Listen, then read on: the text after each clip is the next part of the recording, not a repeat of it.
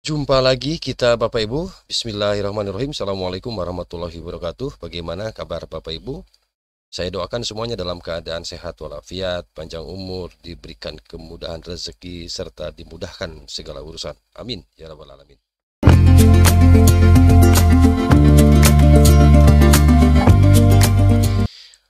Izin kali ini Bapak Ibu menindaklanjuti ya ini video saya sebelumnya terkait dengan pretest ya PPG dalam jabatan tahun 2023 Bapak Ibu.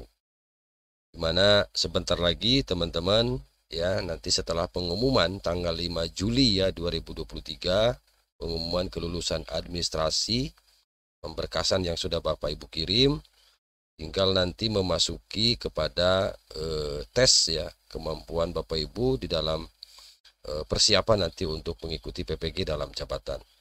Izin kali ini ya, admin coba untuk memberikan contoh soal pretest PPG dalam jabatan tahun 2023 yang insya Allah nanti dilengkapi dengan kunci jawaban dan pembahasan soal.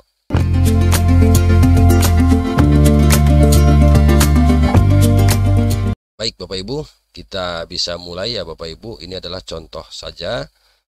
Contoh yang kami tampilkan adalah ini referensi pengalaman-pengalaman tahun-tahun sebelumnya Bapak Ibu. Yang nomor pertama Bapak Ibu, kemampuan bahasa anak mulai berkembang, kemudian pemikiran masih statis, belum dapat berpikir abstrak, dan kemampuan persepsi waktu dan ruang masih terbatas, merupakan perkembangan anak pada tahap titik-titik. Yang pertama tahap sensori motorik, kemudian tahap pra-operasional, yang C tahap operasional konkret, dan D tahap operasional. Nah, kita lihat jawabannya Bapak Ibu. Sudah punya jawaban? Nah, coba kita samakan jawabannya. Jawabannya adalah tahap praoperasional. Kita lihat pembahasannya. Nah, tahap praoperasional ini usia 2-7 tahun. Tahap ini dimulai sekitar 2 tahun dan berlangsung hingga kira-kira 7 tahun. Selama periode ini, anak berpikir pada tingkat simbolik ya, tapi belum menggunakan operasi kognitif. Artinya, anak tidak bisa menggunakan logika atau mengubah, menggabungkan, atau memisahkan ide atau pikiran. Nah, ini soal nomor 1 Bapak Ibu. Kita lanjut ke soal nomor 2.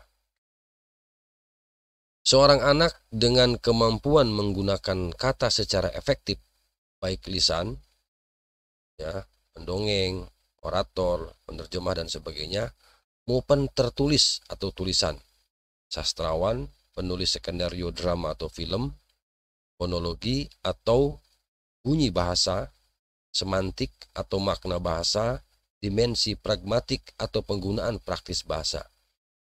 Menurut Howard Gardner, anak tersebut mempunyai kecerdasan A. Kecerdasan bahasa, linguistik, B. Kecerdasan logika matematika, logis matematis, kemudian C. Kecerdasan ruang, spasial, kemudian kecerdasan gerak tubuh. Sudah punya jawabannya Bapak Ibu? Mari kita samakan. Jawabannya adalah kecerdasan bahasa. Apa itu kecerdasan bahasa? Kita lihat pembahasannya Bapak Ibu. Kecerdasan bahasa atau linguistik adalah sebuah kecerdasan untuk memaknai kata dengan maksimal, baik tulisan maupun lisan. Ya, kecerdasan mempunyai 4 skill, yaitu berbicara, menyimak, menulis, dan membaca. Itu soal nomor 2. Kita lanjut ke nomor 3 ya Bapak Ibu. Untuk mengetahui kemampuan awal peserta didik, seorang pendidik dapat melakukan. Saya ulang, untuk mengetahui kemampuan awal peserta didik, seorang pendidik dapat melakukan A. Pengayaan materi pelajaran, B. Refleksi, C. Latar belakang peserta didik, D. Tes awal atau pretest. Kita samakan jawaban Bapak Ibu. Sudah punya jawabannya? Oke, kita samakan. Jawabannya adalah tes awal atau pretest. Apa itu pretest Bapak Ibu? Kita lihat pembahasannya. Pengertian pretest adalah tes yang dilakukan sebelum guru memulai pembelajaran. Tujuannya adalah untuk mengetahui kemampuan awal peserta didik terkait materi yang akan disampaikan, yang akan diajarkan. Oke, itu nomor 3. Kita lanjut ke nomor 4 Bapak Ibu. Dalam mengidentifikasi kasus kesulitan belajar dapat dilakukan dengan metode kriterian referensi, ya, yang bukan merupakan tahap metode kriterian referensi adalah, jadi ini yang bukan tahapan metode kriteria atau kriterian referensi adalah A.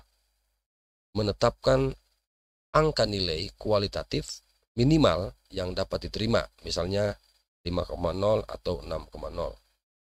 B. Membandingkan prestasi dari setiap siswa dengan angka nilai batas lulus tersebut. C. Menganalisis kemampuan peserta didik. D. Menghimpun siswa yang diduga mengalami kesulitan. Oke, sudah punya jawabannya Bapak Ibu? Ayo kita samakan. Jawabannya adalah C. Jadi yang tidak termasuk kepada atau yang bukan merupakan tahapan metode kriterian referensi yaitu menganalisis kemampuan peserta didik. Oke, kita lihat pembahasannya. Kriterian referensi tes CRT yaitu suatu tes yang didesain untuk menentukan suatu ukuran kinerja yang dapat diinterpretasikan dalam istilah secara jelas, dinyatakan dan membatasi domain tugas belajar. Itu kira-kira Bapak Ibu menurut Lin and Groenland tahun 95 halaman 16 ya. Oke. Itu nomor 4 ya Bapak Ibu. Kita lanjut ke nomor 5. Dalam kompetensi pedagogik, guru menguasai teori belajar dan prinsip-prinsip pembelajaran yang mendidik.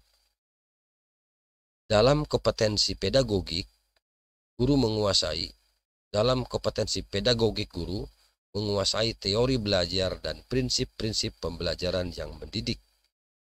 Ya, kita tahu bahwa pedagogik itu adalah ilmu keguruan, Bapak Ibu. Saya yakin teman-teman yang pernah belajar di fakultas keguruan atau sekolah keguruan pasti mempelajari ini. Mana pedagogik adalah penting dan wajib nih untuk dikuasai oleh calon seorang guru. Oke. Saya ulang Bapak Ibu, dalam kompetensi pedagogik, guru menguasai teori belajar dan prinsip-prinsip pembelajaran yang mendidik. Dalam prinsip pembelajaran yang mendidik, guru harus A-nya melaksanakan proses pembelajaran sesuai jadwal. B. Menerapkan berbagai pendekatan, strategi, metode, dan teknik pembelajaran yang mendidik secara kreatif dalam mata pelajaran yang diampu. C. Menggunakan strategi pembelajaran. D. Hanya menggunakan teknik pembelajaran. Ini jawabannya sangat mudah sekali Bapak Ibu. Sudah punya jawabannya? Baik, coba kita lihat dan kita samakan jawabannya. Oke, jawabannya B. Menerapkan berbagai pendekatan, strategi, metode, dan teknik pembelajaran yang mendidik secara kreatif dalam mata pelajaran yang diampu. Nah, ini adalah wajib Bapak Ibu untuk mempelajari seorang calon guru. Ini wajib mempelajari bagaimana pendekatan, strategi, metode, teknik pembelajaran yang mendidik.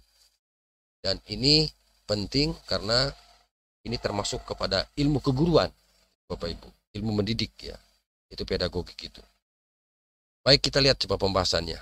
Nah, kompetensi pedagogik adalah kemampuan yang berkaitan dengan pemahaman siswa dan pengelola pembelajaran yang mendidik dan dialogis. Kompetensi ini mencakup kemampuan pemahaman terhadap siswa, rancangan dan pelaksanaan pembelajaran, kemudian evaluasi hasil belajar, dan pengembangan anak untuk mengaktualisasikan berbagai potensi yang dimilikinya. Tidak salah tadi kalau Abin sampaikan bahwa ini adalah ilmu tentang keguruan dan harus dikuasai. Ya, tentu ya tidak menyampingkan eh, mata kuliah lain atau pelajaran lain seperti psikologi perkembangan, psikologi pertumbuhan dan lain-lain. Tapi ini juga penting begitu Bapak Ibu.